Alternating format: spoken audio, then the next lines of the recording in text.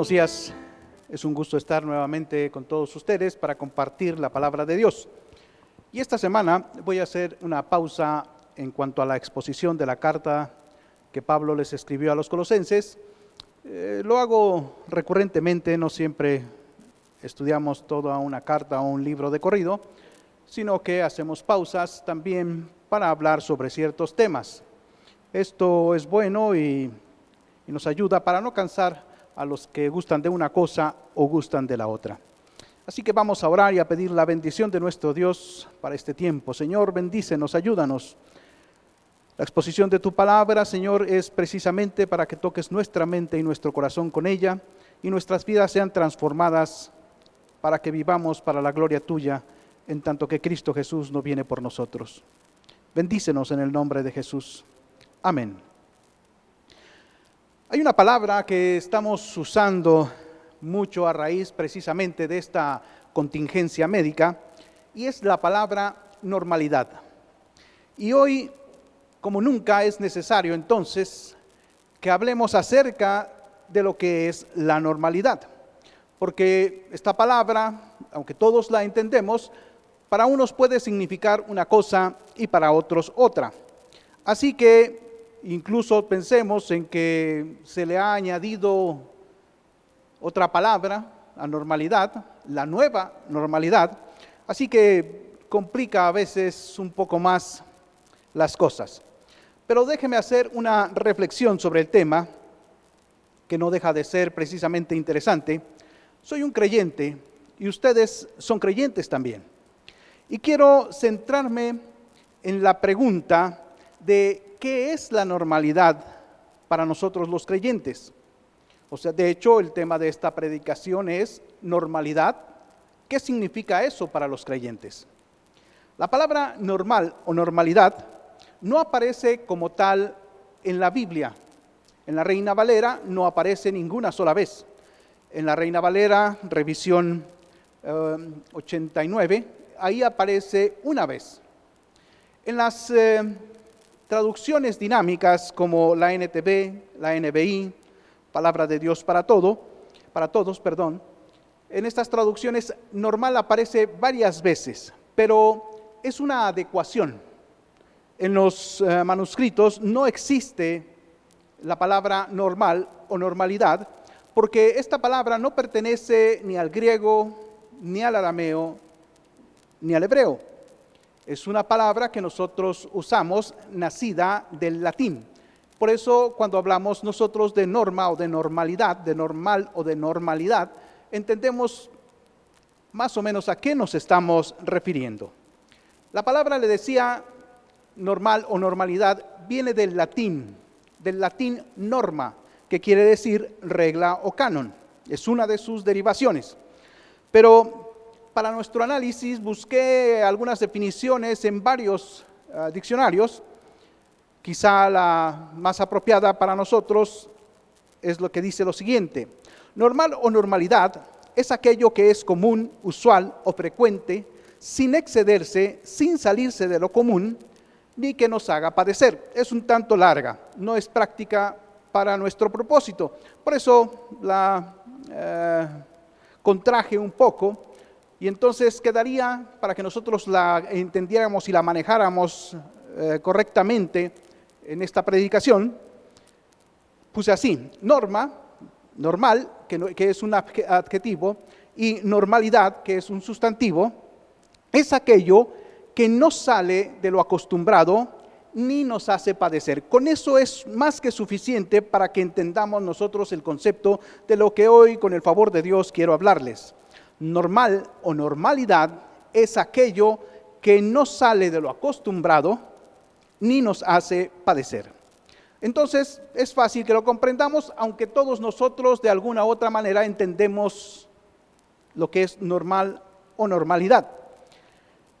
Algunos, cuando se habla de esta nueva normalidad o de la normalidad a la que se supone pronto entraremos, algunos se asustan porque no entienden precisamente qué es esto de normalidad. Otros que son valientes, bueno, no importa lo que sea normalidad o nueva normalidad, no importa el enigma, ¿verdad? Pero ellos están dispuestos a participar. Algunos están escépticos acerca de qué se trata este concepto, esta idea del nuevo orden, de la nueva normalidad. Pero pensemos que el mundo ha ido cambiando al paso de los años y los hemos sobrevivido para la gloria de Dios. Así que el concepto de normalidad ha variado en varias ocasiones, ha cambiado en varias ocasiones, sobre todo a partir de los siglos XIX, el siglo XX y lo que llevamos de este siglo. Todos han sido y serán un ensayo que prepare al mundo para cuando realmente venga esa nueva normalidad, ese nuevo orden mundial que será propio para que el anticristo desarrolle su poder durante 7 años. Así que comencemos por decir que al hablar de normalidad, o sea, de una norma de vida, no es estática. El hombre a través de la historia ha enfrentado varias normalidades, ¿sí? Nosotros como creyentes, pues bueno, hemos enfrentado esa normalidad. Sí, y estoy hablando de creyentes porque no me refiero solamente a los de la iglesia, sino que sabemos que hay creyentes en el Antiguo Testamento. Por eso no hablo de Israel ni hablo de la iglesia, hablo precisamente de los creyentes. Y en el mundo de los creyentes hay ciertos añadidos, aquellos que siguen en la iglesia a los creyentes porque les simpatiza lo que hacemos, porque les gusta nuestra filosofía de vida o porque son simple y sencillamente cizaña.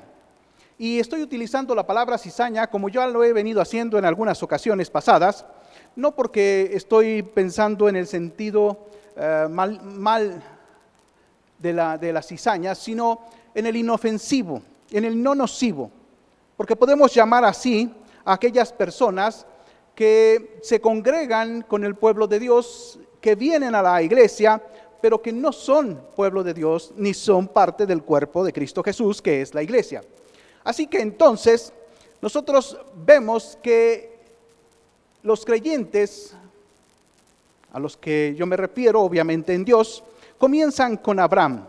Abraham es el padre de todos los creyentes, nos dice la Escritura. Si vamos a Romanos capítulo 4, versículo 11, 12 y 16, se los voy a leer, dice así. Y Abraham, aquí estoy añadiendo la palabra Abraham porque desde versículos antes se está mencionando todo esto en relación a Abraham. Dice, y Abraham recibió la circuncisión como señal, como sello de la justicia, de la fe que tuvo estando aún incircunciso, para que fuese padre de todos los creyentes no circuncidados, o sea, de la gente, de los gentiles que creerían en él, a fin de que también a ellos la fe les sea contada por justicia. Y vuelvo a añadir, y Abraham es padre de la circuncisión, o sea, de los israelitas, para los que no solamente son de la circuncisión, y aquí se refiere a la circuncisión de la carne, dice, sino que también le siguen, o sea, lo imitan, sino que también lo siguen e imitan sus pisadas de la fe que tuvo nuestro padre Abraham antes de ser circuncidado. Por tanto, es por fe, para que sea por gracia, a fin de que la promesa sea firme para toda su descendencia. No solamente para lo que es de la ley, sino también para lo que es de la fe de Abraham, el cual es padre de todos nosotros, de todos los creyentes. Entonces queda claro que vamos a hablar de estos creyentes, de los que parten de Abraham, porque sí, Noé también fue un creyente, Noé también ejerció su fe, pero la Escritura reconoce a Abraham como el padre de los creyentes y por eso me voy a dedicar a hablar acerca de, o partiendo más bien de él. Este breve análisis entonces comienza ahí. La pregunta, le decía, con la que nos planteamos el tema de hoy, es normalidad. ¿Qué significa esto para los creyentes? Puedo responder rápidamente y lo entenderá usted al avanzar en la predicación, que no significa nada, nada al menos que deba preocuparnos. Nosotros no fuimos llamados a vivir en la normalidad. Nosotros fuimos llamados para ir en contra de la normalidad.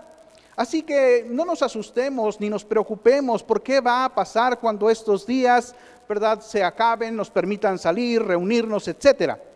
Sino que debemos estar siempre dispuestos a enfrentar al mundo y su normalidad. Así la llamen nueva normalidad. Y comenzaremos, como le digo, desde Abraham. Pensando en Abraham, quiero que nos preguntemos, ¿qué tanto vivió Abraham en la normalidad después de que fue llamado por Dios y se convirtió en un creyente? Le voy a recordar nuestra definición para que usted tenga presente la razón de la que estamos pensando en esto. Normal o normalidad es aquello que no se sale de lo acostumbrado ni nos hace padecer. Veamos qué tanto se acopla esto a la vida de Abraham. Dios llamó a Abraham ahí en su ciudad donde él vivía, y desde el momento en que Abraham oye a Dios, obviamente deja de ser un pagano y se convierte en un creyente. Dejó todos sus dioses. Ya no vivía en la normalidad, sino en la anormalidad. Era contrario a la norma en la cual vivían todos los ciudadanos de Ur. Él, le recuerdo, tuvo que salir de su tierra, dejar a sus parientes, quizá tuvo que vender algunas de las cosas que tenía porque no podía cargar con ellas. Tuvo que ir a vivir a una tierra que le era desconocida, con gente desconocida, con costumbres desconocidas. Así que entonces, fíjese cómo Abraham, desde que puso su fe en Dios, ya no vivió dentro de la normalidad del mundo en el cual vivía o al cual llegó. Y vivir anormalmente, contrario a la norma o a la normalidad, trajo al mundo una bendición. En Abraham, que fue contraria a la normalidad, trajo una bendición. Dice Génesis capítulo 12, verso 3, en ti serán benditas todas las familias de la tierra. Así que por vivir en la anormalidad, nacieron de él dos pueblos distintos, pero creyentes en Dios. Uno sería el pueblo de donde nacería el Mesías, o sea, Israel, y el otro sería el cuerpo del Mesías, el cuerpo de Cristo Jesús en la tierra, esto es la iglesia. Vamos viendo, quiero que vaya tomando en cuenta cómo los hombres de Dios, los creyentes, no viven la normalidad. Si pensamos enseguida en Jacob, uno de sus descendientes, uno de los 3 patriarcas de Israel, podemos pensar en que él tuvo que huir de su casa, tuvo que huir de su familia. No vamos a entrar en los detalles por los cuales tuvo que huir, porque no es el propósito de esta predicación, pero él se fue a otra tierra con otra gente, aun a pesar de que fueran consanguíneos a él, y él llegó y trabajó para un pariente.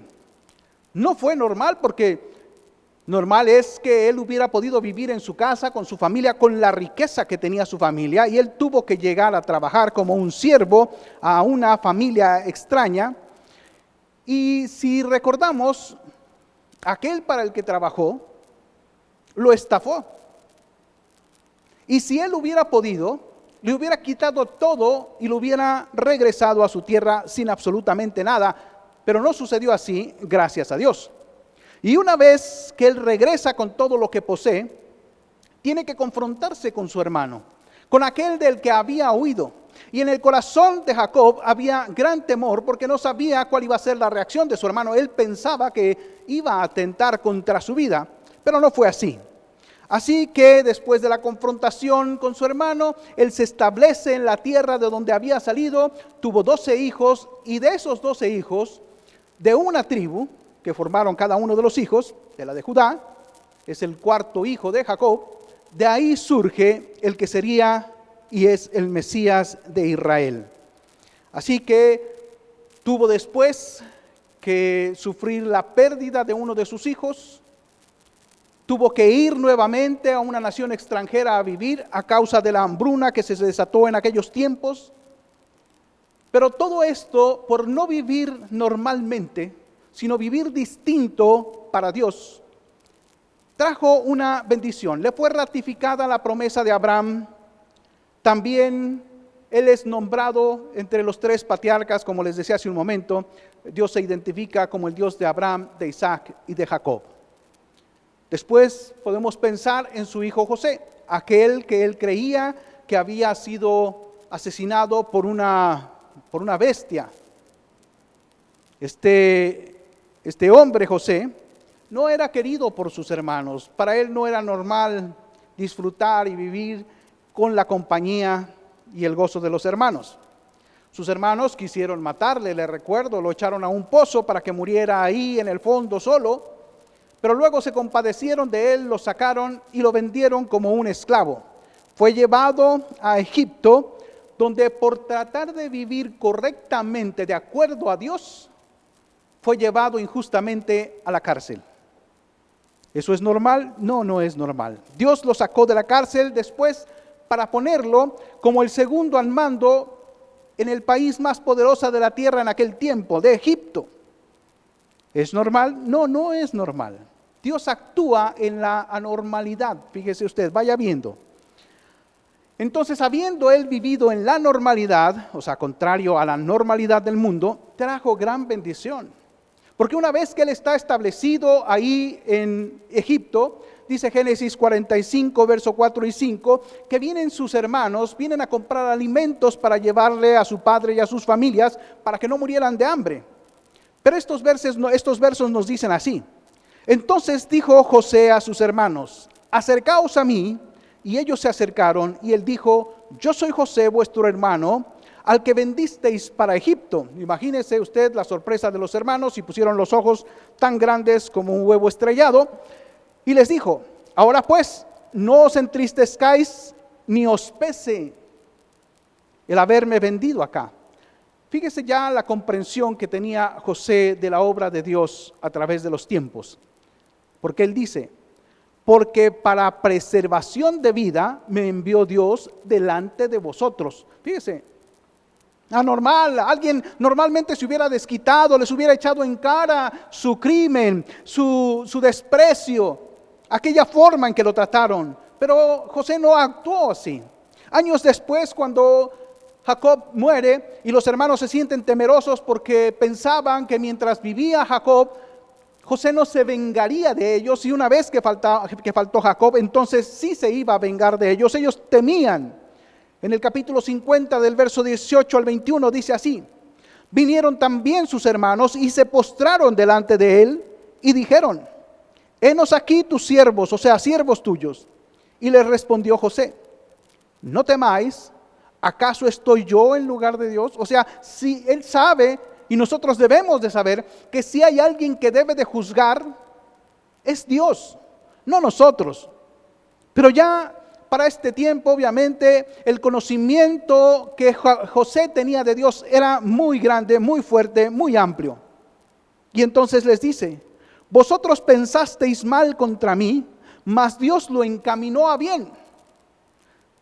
¿Usted recuerda aquel verso que yo sé que se sabe de memoria? A los que aman a Dios, todas las cosas les ayudan a bien. Ya lo está diciendo José en estas palabras. Ustedes procuraron mi mal y Dios lo cambió para bien, para hacer lo que vemos hoy, para mantener en vida a mucho pueblo. Ahora pues, no tengáis miedo. Yo os sustentaré a vosotros y a vuestros hijos. Así los consoló y les habló al corazón. Anormal, fíjese, no es normal. ¿Cómo que los va a sustentar? ¿Cómo que los va a consolar? ¿Cómo que va a cuidar de ellos? Si ahorita es el tiempo, como nosotros decimos en uno de nuestros dichos, ahora es cuando, chile verde. O sea, ese es el momento para que José se hubiera reivindicado a los ojos del mundo. Pero la normalidad de José, o sea, no actuar como el mundo lo hace normalmente, trajo gran bendición. Él sustentó y cuidó del pueblo del cual vendría el Mesías. Siempre hay un propósito en lo que sucede, en el cual Dios está trabajando. Las cosas no suceden fuera del control de Dios. Siempre hay un propósito. Hoy hay un propósito. Moisés, pensemos enseguida en Moisés. ¿Qué tanto Moisés vivió en la normalidad? Él fue rescatado, recuerde, de las aguas del río Nilo. por una princesa que si tenía descendientes eran aquellos que serían candidatos al trono de Egipto. Vivió bajo la tutela de gente extraña a su raza. Cuando quiso él vivir como vivía su pueblo, actuar como actuaba su pueblo, lo rechazaron. No lo quisieron. Tuvo que huir, y no vamos a entrar en los detalles, y vivir en una nación extranjera más. Dios lo usó para liberar a su pueblo, otra vez, liberarlo de un país tremendamente poderoso. Él llevó al pueblo de Israel durante 40 años a un pueblo duro de corazón y duro de cabeza. Pero fíjese, vivir en la anormalidad, o sea, en una normalidad contraria a la que vive el mundo, nos dio un libertador, o le dio al pueblo un libertador, que es la figura del Mesías venidero, del cual nosotros somos creyentes y le seguimos y le servimos. Cuando el escritor a los Hebreos recuerda precisamente a este tremendo líder, en el capítulo 11 del verso 24 al 26 dice así: por la fe, es creyente, por la fe Moisés, hecho ya grande, rehusó llamarse hijo de la hija de Faraón, escogiendo antes ser maltratado con el pueblo de Dios que gozar de los deleites temporales del pecado. Esto es un creyente, alguien que escoge entre el bien y el mal, decidiendo por el bien. Desgraciadamente, ¿cuántos hay que por querer vivir en los deleites, en la comodidad de la normalidad, abandonan la fe o tratan de vivir con un pie en el mundo y otro en la iglesia? Y eso es una traición para el Dios que nos ha salvado. Por eso Moisés es uno de los ejemplos de los hombres de fe que se registran en la Biblia. Y dice que cuando él rehusó llamarse hijo de la hija de Faraón, y escogió antes ser maltratado con el pueblo de Dios que gozar de los deleites temporales del pecado. Estamos hablando de temporalidad y de eternidad. Él fue muy inteligente al desechar lo temporal por alcanzar la eternidad, teniendo por mayor riqueza el vituperio de Cristo que los tesoros de los egipcios, porque tenía puesta la mirada en el galardón, en aquel que le entregaría el Dios vivo y verdadero. Así que su anormalidad llevó al pueblo de Dios a la tierra prometida. Él no entró, pero lo llevó hasta la entrada. Después podemos pensar en los profetas de Israel. Los profetas de Israel generalmente fueron despreciados. Al cumplir con las encomiendas de Dios, muchas veces ellos corrieron el peligro de ser asesinados por aquellos reyes o aquellos poderosos a quienes llevaban la palabra, porque normalmente no les llevaban palabras de apapacho, sino que les reconvenían en su manera de vivir, en cómo estaban viviendo. Así que ellos siempre navegaron contra la corriente. Los profetas de Dios siempre navegaron contra la corriente.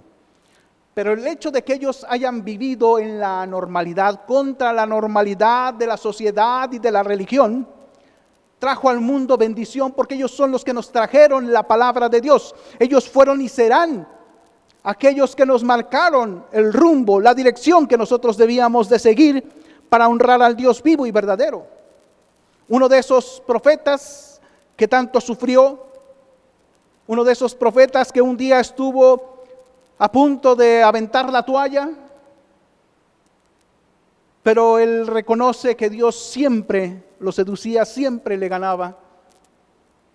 El profeta Jeremías, 3 veces, fíjese, escribió esto que le voy a leer. 3 veces escribió en su libro, el libro que lleva su nombre, escribió lo siguiente con respecto a los profetas de Dios. Dice Dios a través de Jeremías: y envía a vosotros todos mis siervos los profetas desde temprano y sin cesar. Y Dios es fiel, lo está haciendo hasta el día de hoy. Para deciros: Volveos ahora cada uno de vuestro mal camino y enmendad vuestras obras. Ese es el mensaje de Dios. Siempre nos está llamando a que rectifiquemos nuestra manera de vivir. Él sabe que somos débiles, que somos carne, que todavía vivimos en este mundo caído, en este mundo pecaminoso que atrae con fuerza a los hombres y a las mujeres de Dios, pero siempre está ahí para decirnos que nos volvamos, que si nos hemos equivocado, rectifiquemos. Y dice: y no vayáis tras los dioses ajenos para servirle. Y a veces pensamos nosotros que no somos idólatras porque no tenemos una estatua o una pintura ante la cual inclinarnos y a la cual pedirle. Pero nosotros muchas veces, nosotros mismos somos ese ídolo levantado entre Dios y nosotros mismos, o nuestra casa, o nuestro carro, o nuestro deporte, o cierta persona. Volveos ahora cada uno de vuestro mal camino y enmendad vuestras obras, y no vayáis tras los dioses ajenos para servirle, y viviréis en la tierra que di a vosotros y a vuestros padres. Mas no inclinaste vuestro oído, ni me oíste. No quisieron oírme. 3 veces en el libro dice Jeremías estas mismas palabras. Nosotros debemos oír a Dios, a aquellos que nos traen la palabra de Dios. Recordemos que la palabra profeta no quiere decir aquel que habla del futuro, aquel que habla de cosas desconocidas porque están allá muy lejos, en donde toda la mayoría no puede ver. No se trata de eso. La palabra profeta quiere decir aquel que habla en el lugar de Dios. Y tenemos a nuestros profetas. Hoy, desde todos los púlpitos, desde todos los lados, los ángulos posibles, nos están hablando la palabra de Dios. No quieren dejar de alimentar la iglesia de Dios. Se están esforzando por llevar el mensaje hasta donde se encuentran, porque saben que es la palabra de Dios la que nos motiva y nos da fuerza para vivir. Estos hombres, estas mujeres que viven fuera de la normalidad del mundo, son anormales y viven en la anormalidad para contagiarnos a todos a vivir así y a mostrarnos a todos como pueblo de Dios, como iglesia de Dios, cuál es el camino que nosotros debemos de seguir, cómo es como nosotros debemos de honrar al Dios vivo y verdadero sin andar en las imaginaciones de nuestro corazón. Pasan los años y viene el Señor Jesús, que vivió anormalmente. El dueño de todo lo creado, de todo lo visible y lo invisible, nació en un lugar sucio, maloliente, insano, y fue depositado en un pesebre. Sus hermanos, sus medios hermanos, se burlaban de él. Los religiosos lo condenaban llamándole falsario. Sufrió un juicio injusto. Él que hablaba de amor, de justicia, de santidad, él sufrió un juicio injusto. Aún calificado, obviamente, por las mismas leyes que se regían los judíos para establecer un juicio, rompieron todas las reglas. Los religiosos manipularon al pueblo para que fuese condenado a muerte. Ellos manipularon al pueblo para que gritaran: crucifíquenlo, en lugar de, como decía Pilato, que le dieran la libertad. Los extranjeros lo crucificaron hasta morir, aún sabiendo que era inocente, porque lo sabían. El hecho de que Pilato se haya lavado las manos no quiere decir que en realidad no tenía culpa de la manipulación que estaba haciendo el pueblo de Judá. Así que el Señor también vivió en la anormalidad, contrario a la normalidad de la sociedad, contrario a la normalidad religiosa de su tiempo. Él siempre fue contra la corriente. ¿Y la anormalidad? nos trajo salvación. Y tú, para no ser maltratado, para que no se burlen de ti, tú quieres vivir en la normalidad del mundo, para que no se note que tú eres diferente, que crees en lo que dice la palabra de Dios, que crees que hay un Salvador. Tú quieres vivir en la normalidad, donde se burlan si tú te riges solamente por un libro que para muchos está pasado de moda, es muy viejo, pertenece a un pueblo del otro lado del mundo.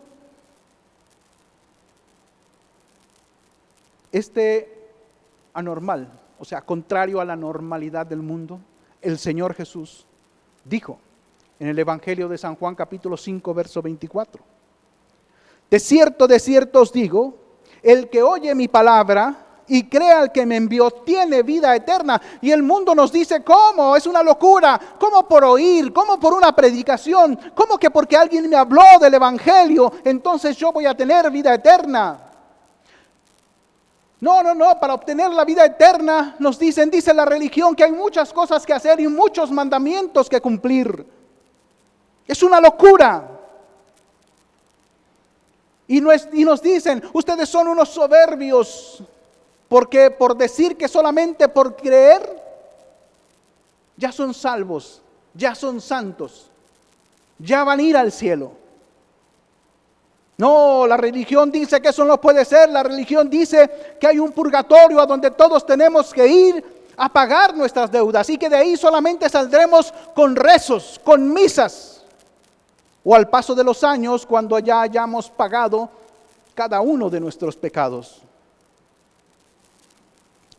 Y el Señor Jesús sigue diciendo hasta el día de hoy, porque su palabra está registrada y aquí permanecerá: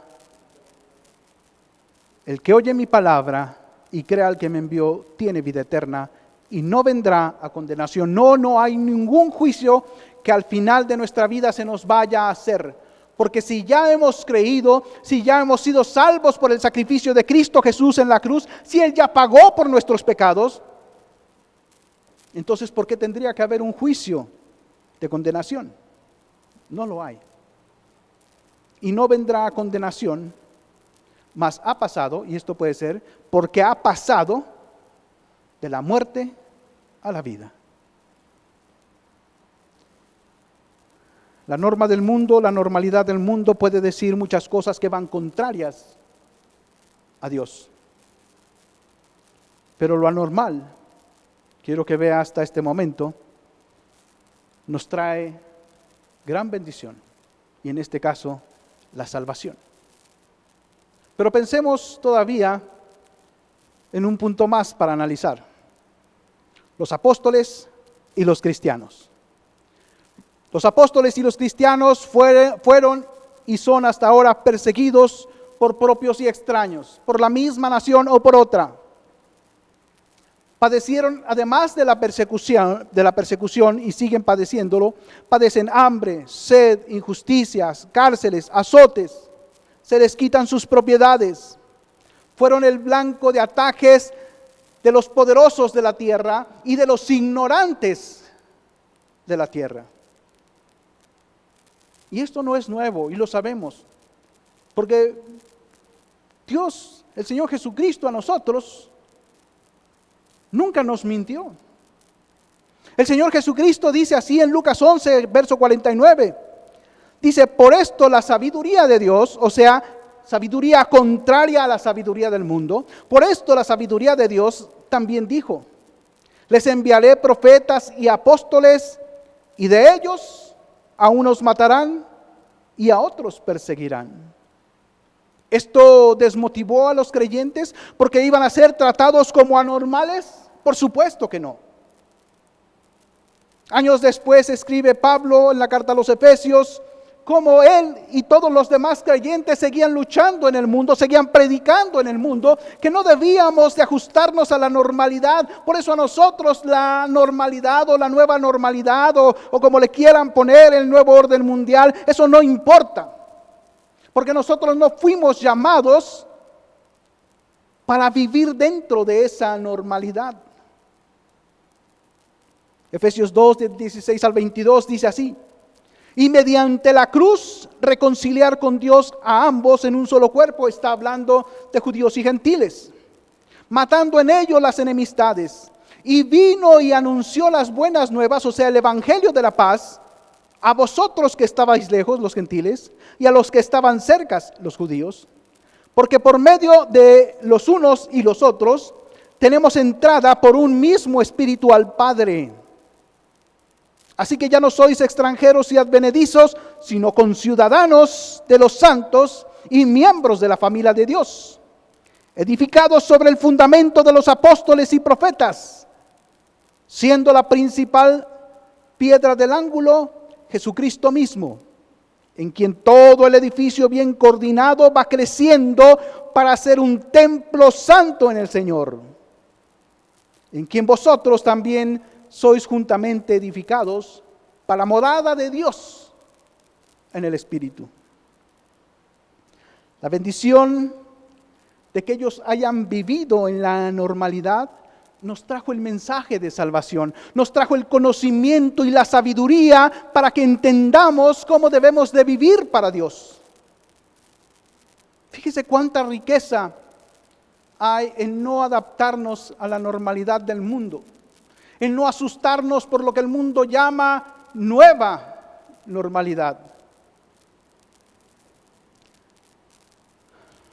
La normalidad, fíjese, la normalidad en el mundo, aún para la gente del mundo, para la humanidad de la cual formamos parte, ha sido derribada una y otra vez. Y otra vez. Por las guerras, por las caídas de la economía, por las enfermedades. Hoy lo es por la pandemia. ¿Es eso algo nuevo para la humanidad? No. Mire, déjeme darle algunos datos, porque ya hablamos de los hombres de fe, de los creyentes. Pero aún el mismo mundo, por eso habla de nuevo orden, de nueva normalidad. Porque el mundo ha tenido que enfrentar una y otra vez. El mundo que se tiene que renovar porque algo ha pasado, algo le ha causado que el tiempo hasta ese momento ya no se cuenta igual en el sentido de así era, así se vivía antes de. Estamos hablando de una pandemia que en el siglo XXI está haciendo estragos.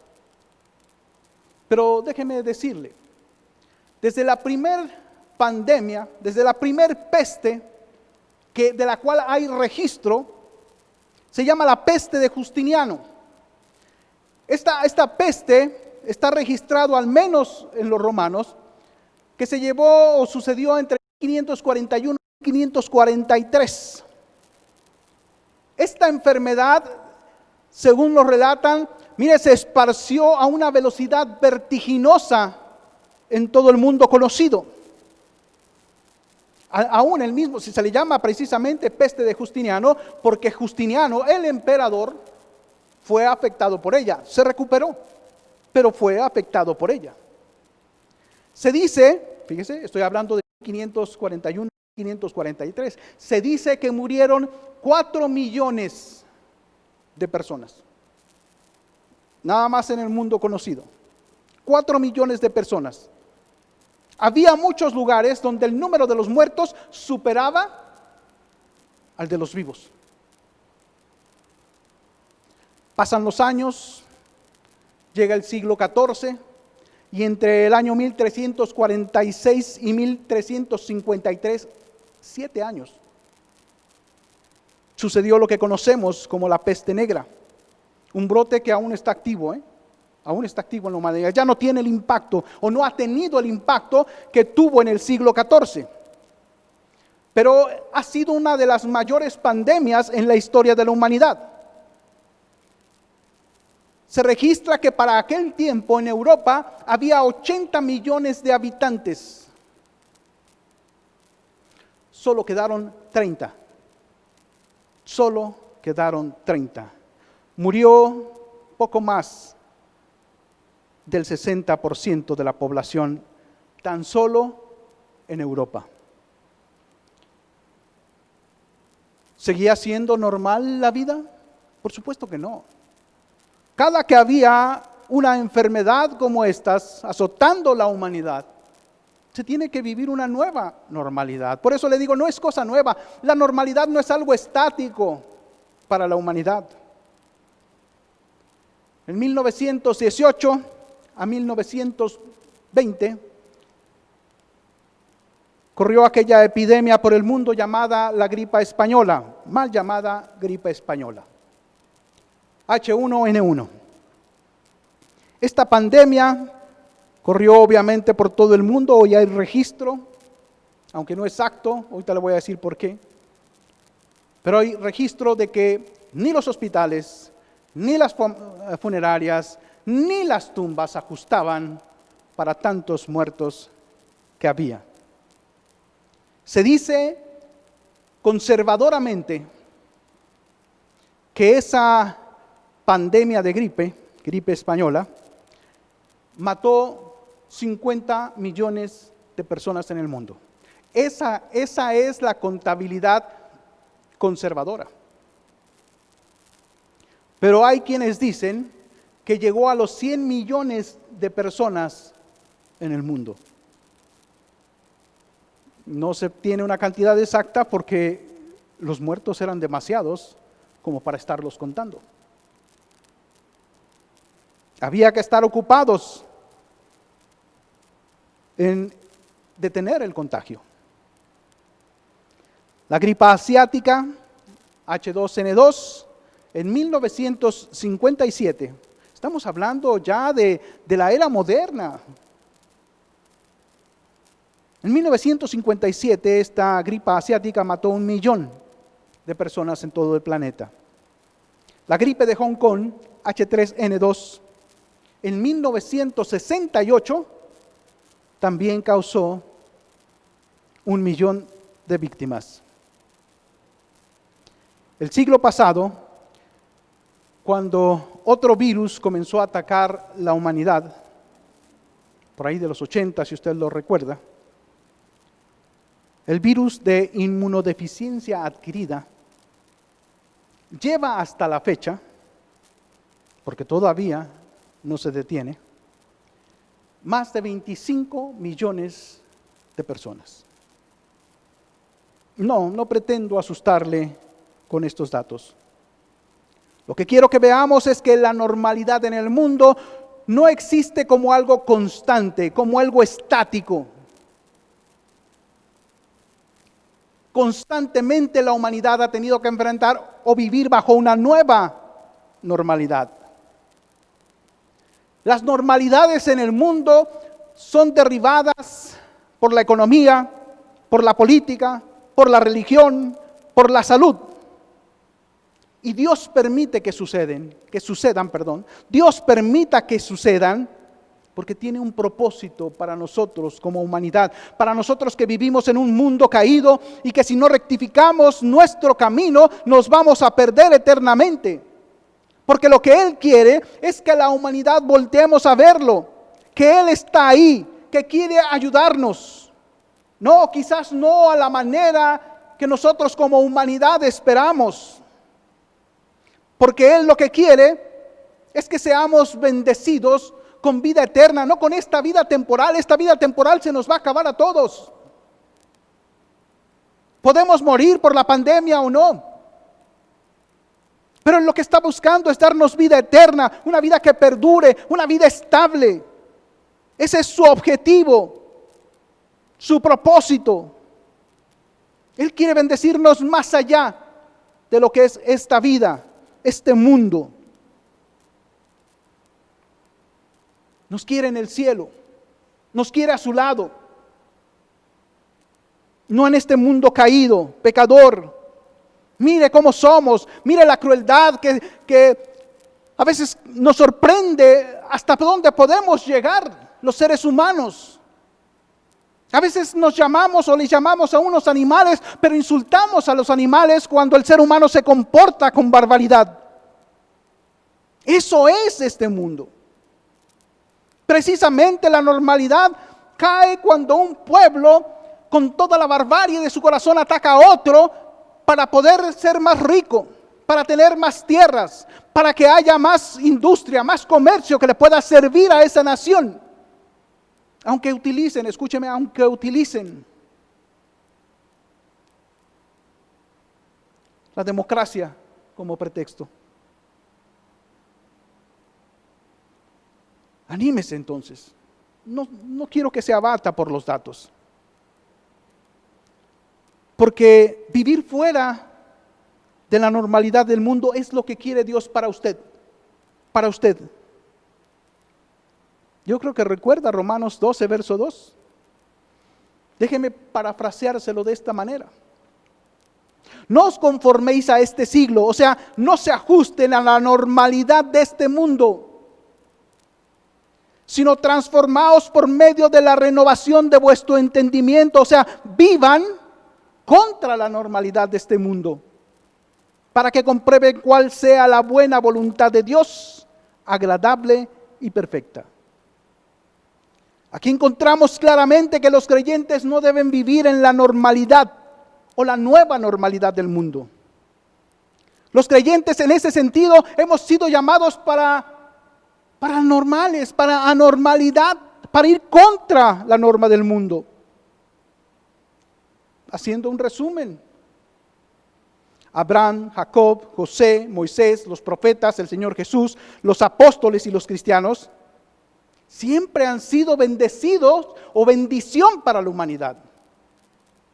Bendecidos ellos y bendición para la humanidad.